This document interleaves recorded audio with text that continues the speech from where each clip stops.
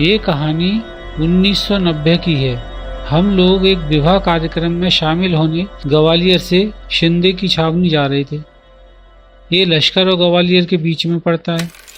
हम लोग साइकिलों पर जा रहे थे। हम 4 लोग थे। रास्ते में हमको बर्फ खाना, रेलवे स्टेशन और फूलबाग मिला। हम इन जगहों पर थोड़ा थोड़ा ठहरे। हम 8 बजे विवाह कार्यक्रम में पहुंचे। बहुत से लोग वहां पर थे। विवाह का कार्यक्रम चल रहा था। एक तरफ महिलाओं का कार्यक्रम हो रहा था, दूसरी तरफ पुरुषों का कार्यक्रम था। कार्यक्रम बड़े स्तर पर हो रहा था। डांस वगैरह भी था। एक तरफ भोजन की भी व्यवस्था की गई थी। हम लोगों को वापस भी लौटना था, इसलिए हम भोजन वाली जगह पर चले गए। सभी मित्र भोजन करने लगे। भोजन करने के बाद हमने लड़की वालों को गिफ्ट दी और उनसे विदा मांगी। उन्होंने रुकने के लिए कहा। बोले रात हो चुकी है, अब कहाँ जाओगे, आप लोग ठहर जाओ। हमने कहा अभी 11 बजे हैं, 12 बजे तक हम घर पहुँच जाएंगे। और वहाँ से साइकिलों पर चल दिए। हम लोग चलते हुए फूलबाग पर आ गए। वहाँ पर भजन कार्यक्रम हो रहा था। हम थोड़ी देर के लिए वहाँ पर ठहर गए और भजन सुनने लगे। भजन बहुत अच्छे थे। भजन गायक हमारी पहचान का था, इसलिए हमने अपनी पसंद के भजन भी गाने को कहा। भजन गायक ने हमारी पसंद के भजन भी सुनाए। सभी लोग मंत्रमुग्ध होकर सुन रहे थे। भजन कार्यक्रम समाप्त होने पर हम वहाँ से चल दिए। इसके बाद हम छोटे स्टेशन पर पहुँचे। वहाँ पर भी एक शादी का कार्यक्रम चल रहा था। वहाँ पर भी अच्छा कार्यक्रम था। सभी लोग विवाह में नाच गा रहे थे।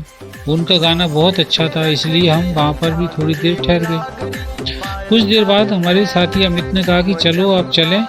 इसके बाद हम वहाँ से चल दिए। थोड़ी दूर चलने पर सुनसान जगह पर एक झोंपड़ी दिखाई दी। वहाँ पर एक छोटा बच्चा दिखा। हमने सोचा ये छोटा बच्चा वहाँ पर क्या कर रहा था।